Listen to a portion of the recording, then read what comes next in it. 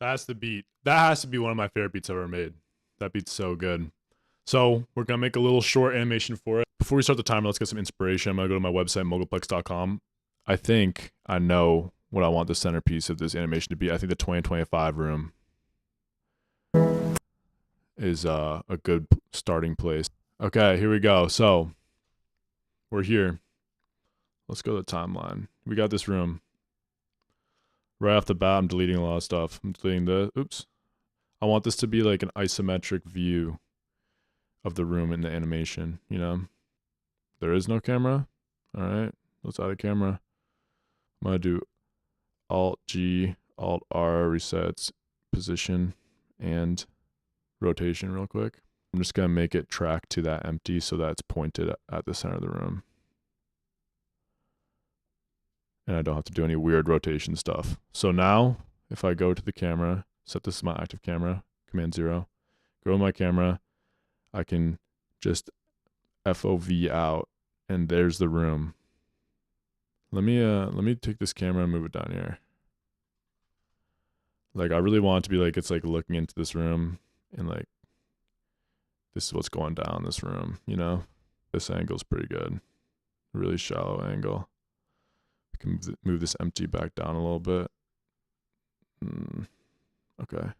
So if I render this image right now, it looks like crap. But there's a lot of things we can do about that. I always just put a texture coordinate in a mapping. When you're making a procedural texture, it basically just assigns every point on whatever object you're doing to a certain value that you can manipulate later and make cool textures with. I might do a wave texture. Oops. Yeah, you see, the wave is oriented perpendicular to that wall, so it's not really working. Let's see, is there a way around that? You can see you can switch the direction of it. Oh, here we go. That's pretty cool. Let's make a plane. Make it huge. All right, and then we're gonna make a new procedural shader for that as well.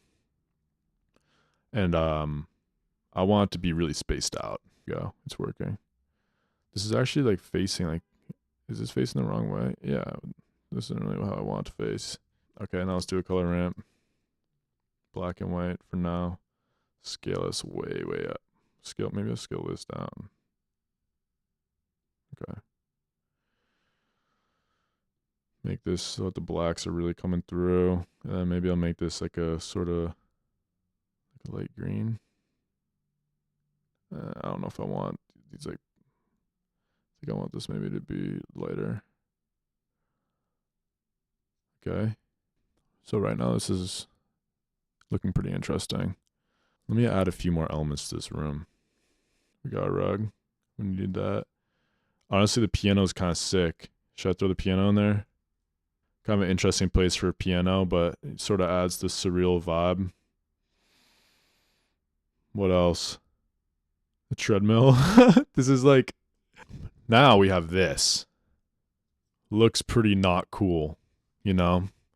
But this is where things get crazy. This is where we start adding lights. Because I'm pretty sure this light should be like, okay, there it is. That's what I'm looking for. Okay, so now you guys can see this is sort of coming together.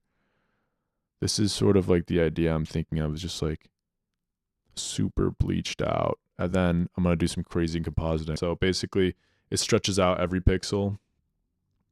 Let's put a viewer in here. It stretches out every pixel and then reshrinks them, which makes it pixelated. Let's make this viewer smaller. So, as you can see, it makes a cool pixelate effect. I'm also kind of curious if we can get a color ramp in here. Make this like a nice, like dark green sort of. You know what I'm saying? Like something like kind of like Game Boy. And then we might have to make this shader a little bit more high contrast to account for this. Or I don't know, what about this? I mean, that looks kind of stupid, right?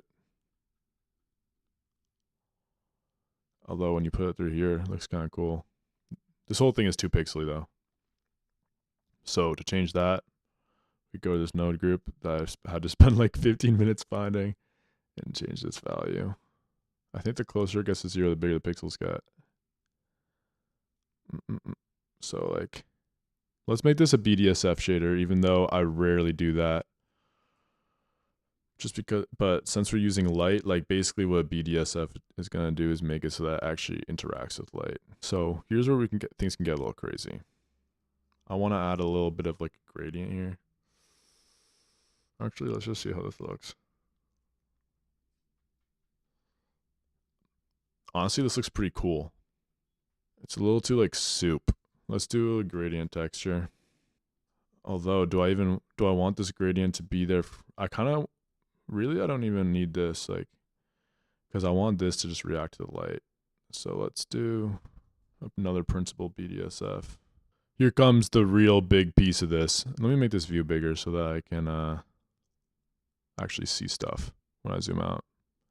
Which, this is like a handy little life hack in Blender if you don't know about that. So, let's make a circle. Let's make a nice big circle. Keep that in mind. Right now it's a mesh. Let's go back to this so we can actually see what we're doing. I'm going to do this, and then I'm going to do RX90, RZ90, nope, 45, and I guess 90 now, 90 more than that, because that's what I want. So I kind of want this to be like this, you know? And then what we're going to do is we're going to go to this light, and we're going to add a constraint to it that says follow path circle. And it's not going to work because follow path only works on curves, which is fine. Convert to a curve. Go to follow path, target, circle. And then now we should be able to do offset. Yep, you see this? It's pretty cool. So this is where we break out the timeline. So we'll take this parameter, offset. Right now it's at 0. How much do I have to do for a full circle? Because I'm pretty sure it's not in degrees, even though I always thought it was. Let's see, like it's not 360 degrees. Oh, is it 100? That's kind of weird, but whatever. Like that. That's really weird. You'd think they would just put it in degrees. As you can see now, this light is orbiting the room. So this light isn't doing a whole lot right now. I can't help but notice. I mean, it's doing a little bit. I think it's just because like I've muted this color ramp in the compositor so much. Like, let's add a little bit of contrast back into this image. I like glare better than, I like glare. The glare node in Blender is pretty cool. That's what I'm saying. Like Blender, you do your compositing in here, you do your everything. Like, but we can't. That's too much. It looks kind of sick though. Maybe if we do, like, okay, let's not do that. The real question is, am I going to put the VHS effect that I put on literally every single one of my videos on this? The more you turn the mix down in this, the brighter the image gets, even though you're removing glare. It's kind of weird. Node tree, VHS effects. I'm kind of liking this right now. So now let's add a little bit of animation to this, which luckily is really easy with procedural shaders.